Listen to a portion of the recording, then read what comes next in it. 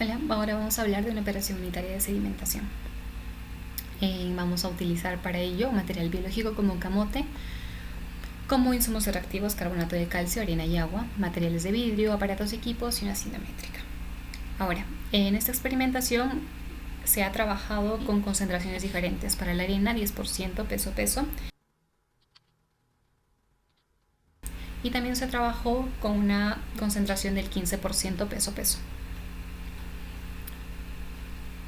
Cabe destacar que en esta los tiempos fueron diferentes, obviamente.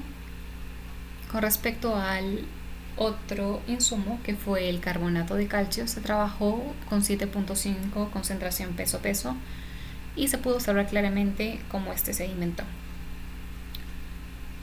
También se trabajó con una concentración de 5% peso-peso para este insumo.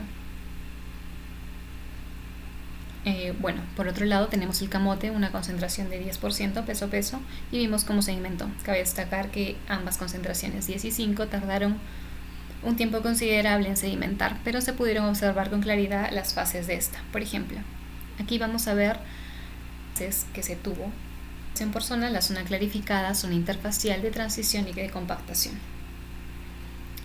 y por ende, después de pasado un tiempo, la zona de espesamiento. Los resultados tenemos. Apreciando estas gráficas podemos decir que el carbonato de calcio tiene una densidad equivalente a 2.710 kilogramos por metro cúbico, mientras que el camote una densidad de 980 kilogramos por metro cúbico. Y cabe resaltar que cuando se llevó a cabo el experimento, el carbonato de calcio tuvo una sedimentación más rápida que el camote, y esto se explica por la diferencia de densidades que tienen ambos compuestos. El carbonato de calcio, al poseer una densidad mucho mayor que el agua, sedimenta de una forma acelerada, mientras que el camote tiene una densidad similar a la del agua, por lo que su sedimentación tomó tiempo. Lo mismo sucede con la densidad de la arena, que equivale a 1.700 kilogramos por metro cúbico, siendo mayor que la del agua, motivo por el cual la arena tuvo una sedimentación rápida.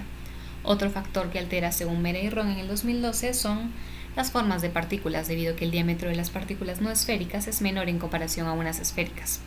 Sin embargo, tienen semejantes velocidades.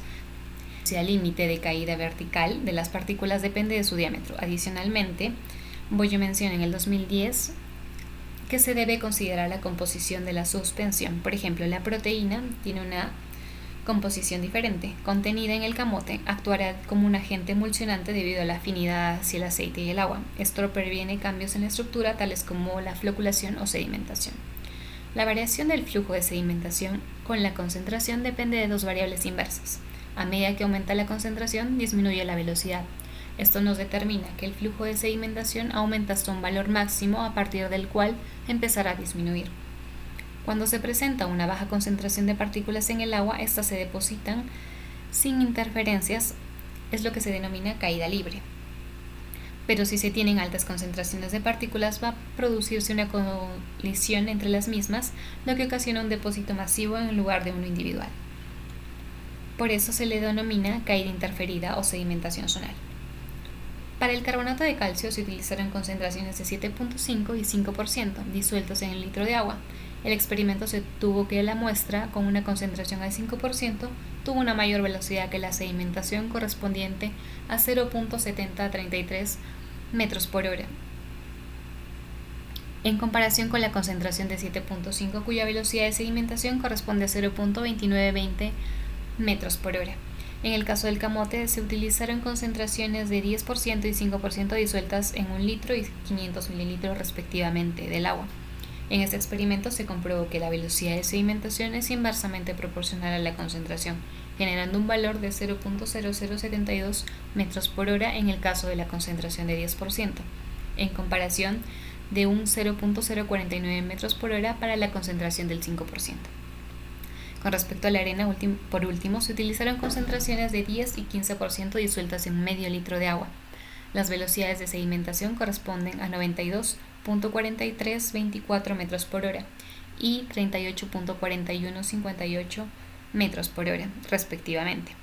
Como observar de nuevo que la velocidad de sedimentación de una mayor concentración es más lenta en comparación con una concentración baja. Al comparar este experimento junto con los del carbonato de calcio y camote, podemos observar que la velocidad de sedimentación es mucho más rápida y con esto podemos comprobar nuestra primera inferencia en relación a la densidad.